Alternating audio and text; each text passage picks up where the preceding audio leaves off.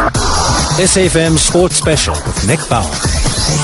Victor Matfield, good afternoon and welcome. Over 100 test matches for the Springboks. You ended your career as vice captain. Unfortunately, not ending on a very high note, an exit from the World Cup.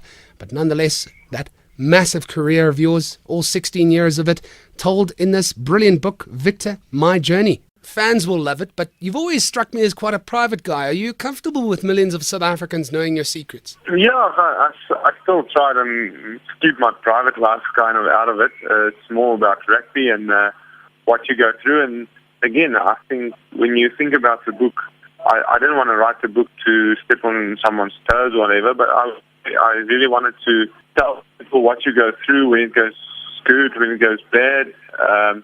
How do you pick yourself up from disappointments and all those things? So, yeah, I thought I'll just share that with the country.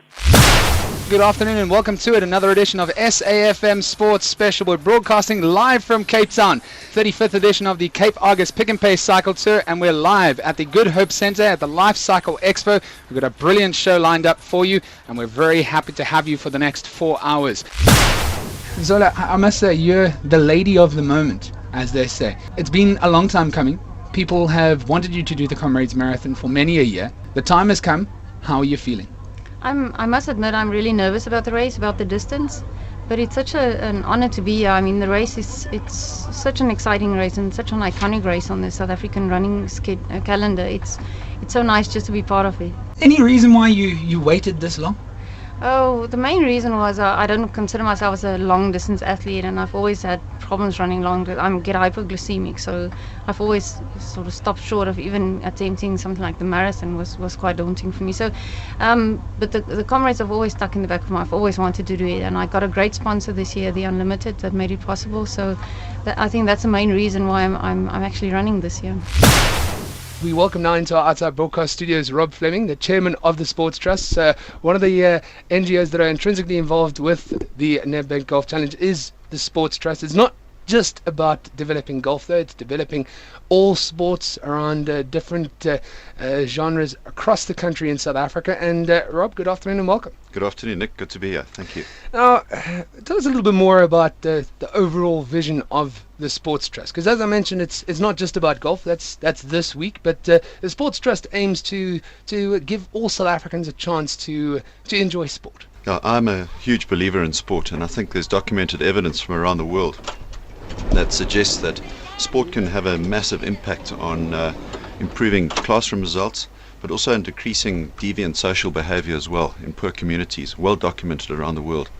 So if we can get together South Africans and use sport as a medium to improve the lives of youngsters, then I think we will have had a big impact on the social health of South Africa. We have the great pleasure of welcoming Lonwabo Tsobe onto South Africa's news and information leader.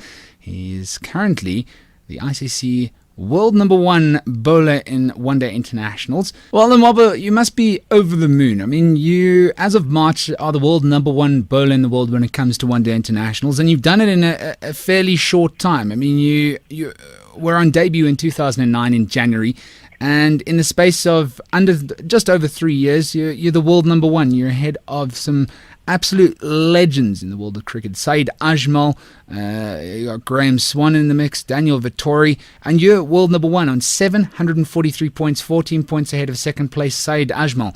How does this rank in terms of achievements for you? I think it's a great achievement for me. It's a great achievement for my family, and I'm very chuffed that the dream that I want to come true. What's the next big milestone for Lonwabo Tsobe? Well, it's the ultimate goal that I want at the moment is to get back in the test side, and there's a couple of things that I'm working extra now on my fitness, and I think that's the main thing. I want to be a consistent player in the test side. A lot has been made of the fact that you're another great black hope, to paraphrase a statement that often gets used in the cricketing world. Do you feel at all that you live in the shadow of another great African Proteas bowler in Makhaya Ntini? I mean, do you think that you need to live up to his legend? Well, I've always told people that, even when I started, I've always told people that I don't want to be labeled as a Makai Antini. Although he was my mentor, he was a guy I was looking up to. He's made his name for himself, and I also want to, when I leave cricket, I want to leave saying, geez, people would think back and say, okay, when Nickolaus comes up, and people will think, no, listen, this was a good guy, this guy was this, and that, I've got nothing against him. He's still my mate. And I've always told him as well that, listen, I want to make my own brand. I don't want to be labeled as a Makai Antini or the next Makai Antini or something like that. It's my great pleasure to welcome onto SAfm Sports Special the brand new Bafana coach, Gordon Ingerson. Gordon, good afternoon and welcome. Good afternoon, Nick. How are you doing? Very well. My big question to you is, how are you feeling, Gordon? No, I'm feeling great, Nick. It's been a pressing couple of days. I've only been in for a week now, and a lot of work to be done and lots of I's and T's to be crossed, but we're getting there. Well, that's good to hear. I personally kind of see you as the saviour Bafana has been waiting for many a year.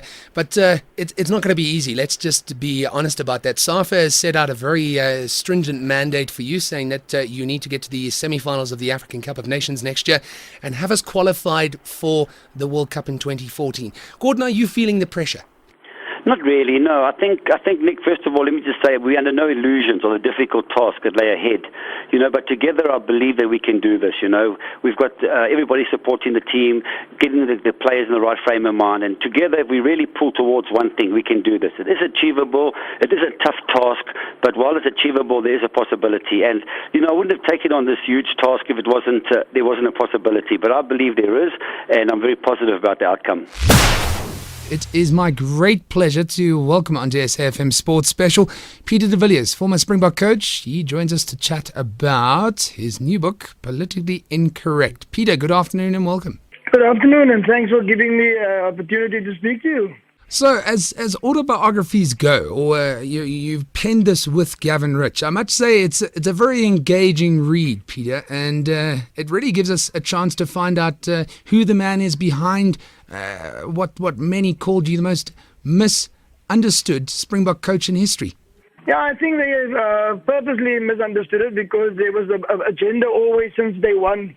There was agenda amongst the sports writers and amongst other people.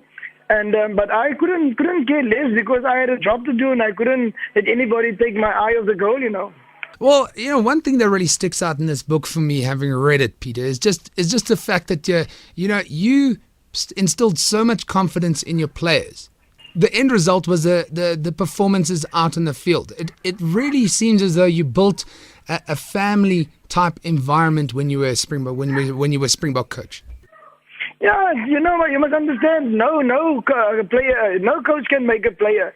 It's the player's effort that will make the coach. I, from day one, said to myself that I know who I am, I know I'm good, and I know I'm bad. So I don't want the players to make me better. I want them to become the best that they could be. It was very difficult at first because the structures were so deeply rooted already. But at the end, I made them believe in themselves. And then again, that one win in Dunedin, thanks to Enrico January, made them further believe in themselves. I never did that well at sports in school, but I did get one medal. It was a tiny little medal reminiscent of a 2 rand coin. But I now have an Olympic gold medal on my neck, courtesy of James Thompson. He and Lawrence Ndlovu are in studio with us. Absolutely amazing to have you guys here. You're part of the men's lightweight 4-rowing team that delivered an unlikely gold for South Africa at the Olympic Games. Guys, you've been asked this time and time again, but how are you guys doing? Yeah, I think we're going fairly well, eh? There's been lots of excitement since we got home, and we've just been relaxing, and we've done a fair amount of media stuff, but it's been really good to be back in South Africa and enjoying the vibe after having been in the UK for quite a while. Extremely busy time for you two, though. I mean, I was at the airport when you guys arrived back on Tuesday, and did you expect that? Not that much. I think we just expected few people and no rowing and family friends, but that was exciting. It was good to be there. Atmosphere was great. Yeah, they're talking about your victory being one of the greatest ever rowing races in history. talk us through that. When did you know that gold was within your grasp? I think the greatest ever might be a bit of a push, but really good for sure. I think we knew coming to the 1,000, obviously this year we've had a really good year, and we've had the fastest 1,000, the fastest second 1,000 every race we've raced. So when we came through the 1,000 level with the other guys, I knew we were on for a medal, and I think all the other guys also knew we were on for a medal. At that stage, the Danish were obviously still out front by quite some margin, and whether we were going to bring them back I wasn't really thinking about that at that stage. I was more worried about the medal coming through the 1,000, but at that stage I definitely knew we were on for a medal.